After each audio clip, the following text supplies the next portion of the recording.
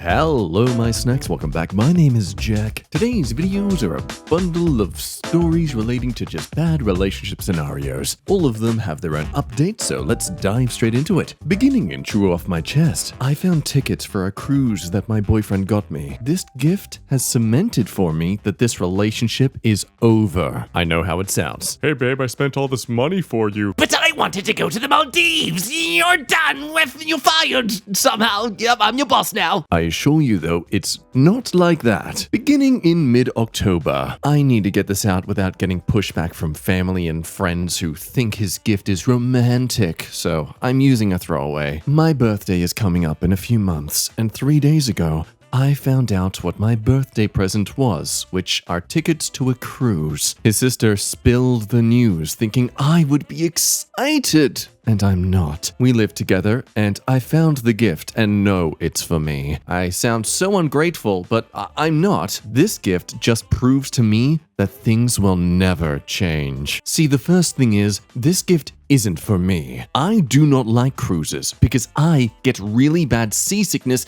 and nothing I do helps. I also told him what I wanted to do for my birthday, which was go to a Renaissance Fair festival on my birthday. I have already taken the week off from work for it in preparation to go to this fair. I have purchased tickets and am saving month to month so that I have money to spend without it affecting finances at home. So why would he book tickets the same time as the time I took off to go to this festival? Also, this cruise wasn't cheap at all, so it's basically wasted money because I'm not going. I'm so annoyed. I have told him time and time again that I don't feel like he listens to me, that I feel like he just gets me things by thinking about what's best for him or what he would like. It's not only gifts. He makes decisions based on what he thinks is best, and I just can't deal with it anymore. I love him, but I'm so done, and before anyone says I didn't talk to him or to talk to him about this, I have repeatedly. This has been a recurring conversation in our 2.5-year relationship. The next thing to do is talk this out and end things. Some comments, unsurprisingly, condemn the OP.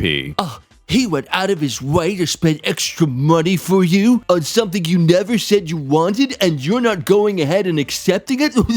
Man, it's impossible to please women these days. Meanwhile, I can guarantee a few blocks up the road, this guy is also saying, It's impossible to afford dating anymore. Women want all the expensive stuff. Others even began to get suspicious that, hey, why do I get the feeling this really isn't a gift for you, but a vacation he has planned with someone else? He knows you don't like cruises, apparently, and knows you already have plans. Then projecting this entire storyline idea that he's knowing you're not going to accept the gift, and then he'll just go buy himself instead, when conveniently he might have someone else come along. But the OP caught wind of this, adding in an edit, I appreciate the comments and concern about cheating, but I know the gift is for me because it was in a really nice packaging that said, Happy Birthday OP, and the bag had like cruise ship related items and possible excursions. Effort he went to made me sad because that means he could have put in a little effort about the things I like. If he had even just gotten me a ticket for the Renaissance Fair Festival or accessories from online or even a piece of an outfit that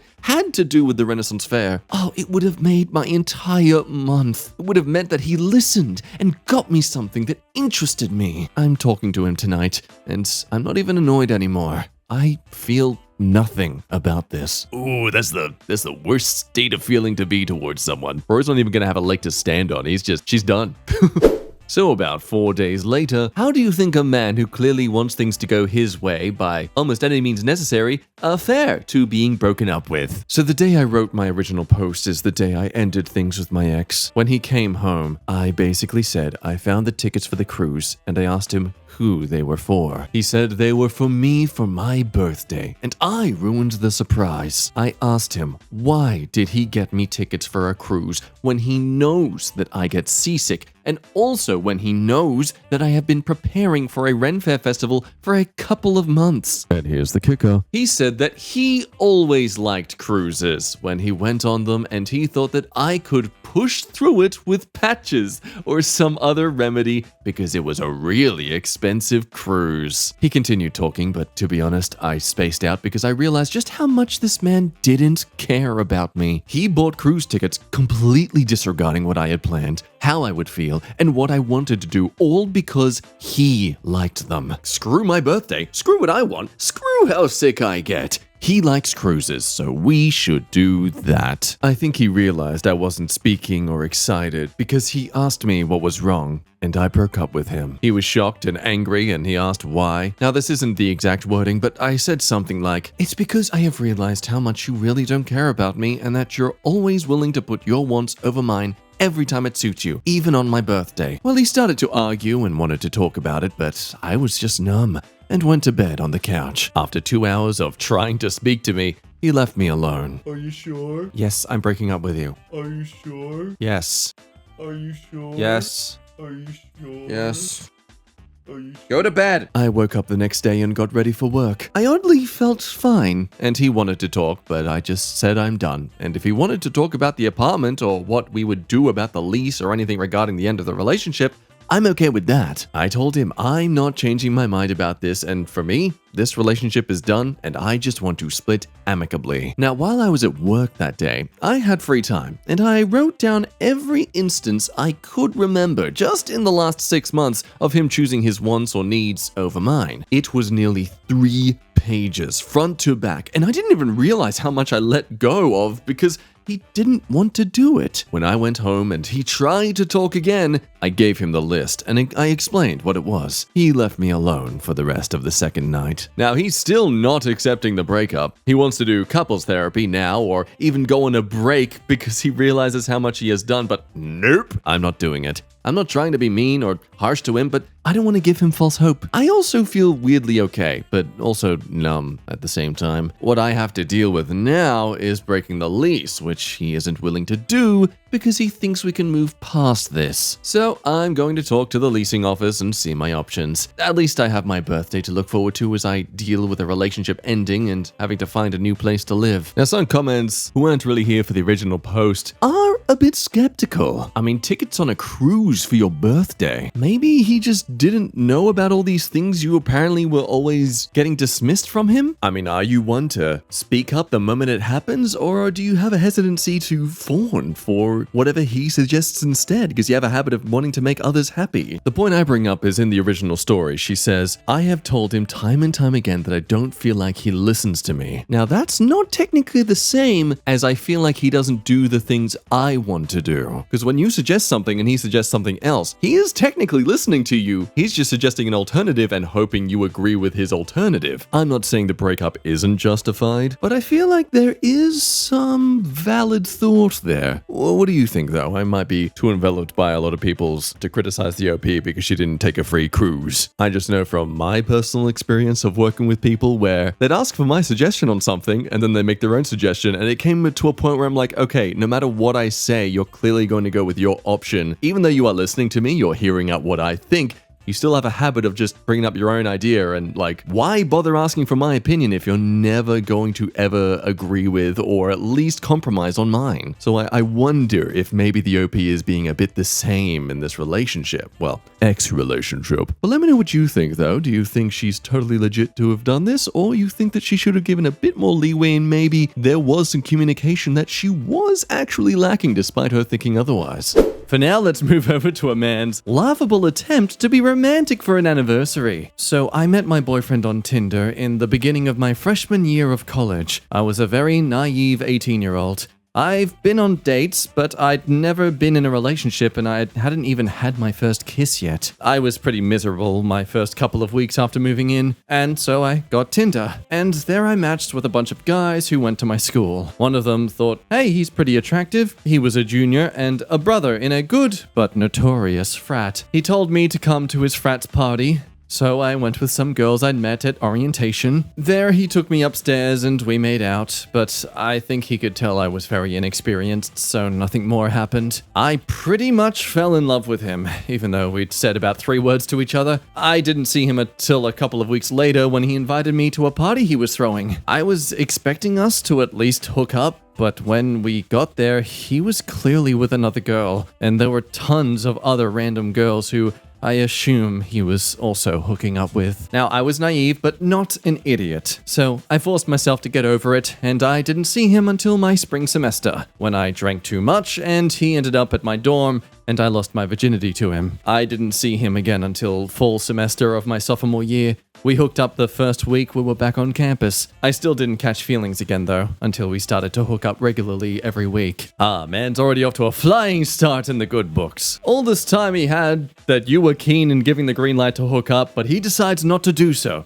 No, not until you've drunk too much. I honestly wouldn't be surprised if when he invited you to this party, it was totally a tactic of like negging, implying that you two were totally gonna hang out so much, just you and him all night. And then all of a sudden he's hanging out with another girl, just to make you feel bad. And, want him even more. At that point of us hooking up regularly, I was again pretty much in love with him. Although this time I did have reasons beyond just him being a large, attractive, popular man. We weren't dating, but we got to know each other and I saw his many virtues. However, it was still clear to me that he wasn't into me in that way, and that I was one of a number of women he was sleeping with. So I didn't say anything, and I kept it casual. He also had a pretty terrible reputation as a frick boy, even amongst his frat brothers. His Instagram comments were usually filled with them saying things like, "Horniest man alive," and "all 2,500 of his followers are his girlfriends." He graduated at the end of that spring semester, and we saw each other one last time before. It was incredibly intimate and really cemented everything I felt for him. So, after we both left campus, I confessed to him that I really liked him, and that I wasn't okay with just hooking up with him anymore for my own sanity. Miraculously, he said he also had feelings for me, and he asked me out on a real date. We started dating and have been together since. And the whole time has been healthy and happy for us. So last Thursday was our 1-year anniversary of becoming official. He got me an incredibly thoughtful gift basket, including some jewelry, a painting, and a card. In the card, though, was a printed picture of a pros and cons list on a whiteboard. He explained to me that he saw my confessional message when he was hanging out with his brother. And at the time, my boyfriend said he really didn't know what to do and wasn't sure if he wanted anything more with me. But he was tired of sleeping around and wanted a stable relationship. So his brother said he should make a pros and cons list of me, and he did. Here's the paraphrase of the list. Oh, get ready for this one. Pros: cute, great ass, good in bed, horny, likes me a lot, sweet, lots of friends, doesn't go out too much, close to her family, really smart and academically successful. Good future ahead of her, and definitely not a gold digger. Would do wifey duties. Okay, let's just highlight that bit. The really smart and academically successful. So, finding her intelligent is a pro, right? Hey, what does it say in the cons? Kind of a slut. Met on Tinder. Frat rat. Blacks out a lot. Doesn't care a lot about her appearance. Kind of nerdy. Wow. Wowie, folks. This rough whiteboard of my criticisms of her as a person will be the perfect gift for our anniversary to remind her what I went through in deciding to stick with her. This won't at all come across as if I didn't ask her out on a date because I liked her, but I only asked her out on a date because I thought she had a physical body I liked and was sexually intimate with me and finds me attractive. No, ignore the fact that 90% of these things are purely things that I benefit from. So based off of all of that, he apparently decided to ask me out to dinner and then decide what to do based on how it went. And it went well enough that we started dating. He showed it to me with nothing but good intentions, but I was absolutely floored for obvious reasons. I have been pretending to be sick since then as I figure out what to do. On the one hand, he is my dream man. Seriously? And I am so glad to be with him. He has been nothing but incredible to me, and we have a great relationship. I'm sorry, this is a very judgmental take, but you are clearly not past 25. Now, logically, I know that he wasn't in love with me or anything when he asked me out, as I'm sure he had some idea of how I felt, and he never did anything about it. But it still hurts to think that his feelings towards me were so ambivalent that he needed a goddamn pros and cons list just to ask me out. So yada yada yada, final paragraph just asking asking what the hell to do because I really love him, but I think I need to have more self-respect. And of course, I am not alone in the ridiculous hypocrisy in this list. Horny is a pro, but being kind of a slut is a con? Both literally the same thing, John! Girl, raise the bar off the floor. You have some crazy comments here, though. Oh, look, just be thankful he gave it to you on the anniversary of your dating and not your wedding. And look, even in the beginning, he clearly saw your wife potential. The only wife-related thing was saying that she'd be good at wifey duties. That...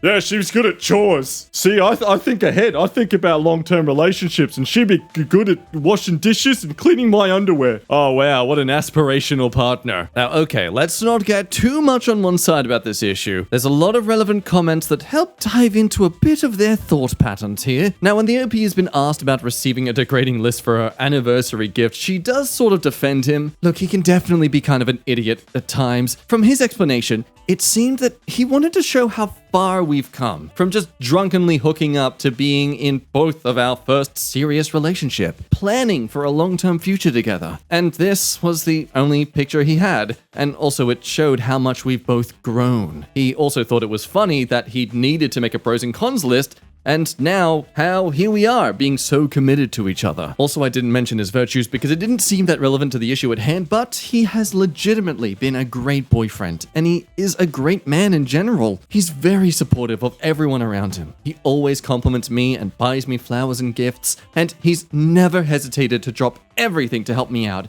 even when we were just hooking up. And he's been receptive to any of my concerns about our pasts. He has never been bothered by blocking or unadding or whatever. We also have similar values and goals, and both of our paths are aligning very closely. Okay, but then why do people not like him? Well, my friends don't really like him, partially because they saw me pine over him for a year, and also because I kept our relationship secret when it started, and they were angry about that. They also think that he is stupid and a frick boy. Some of my friends outside of my main group also don't like him because his frat had a really bad reputation. For what it's worth, though, my family is fine with him.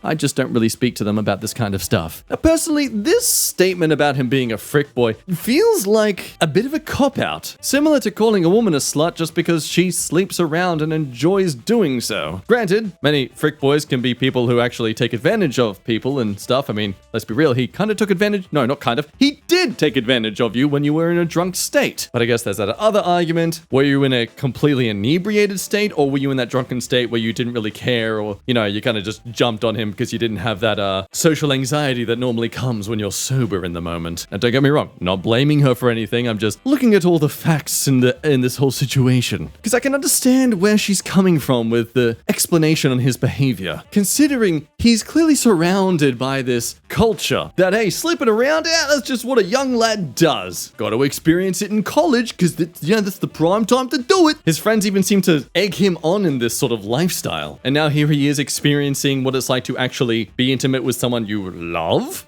And putting pee-pee in someone can actually feel better if I actually like them. I think this man needs to learn love languages because he clearly is a bit ignorant in thinking that this whole self-improvement sort of thing is enough of a love language to connect with the OP.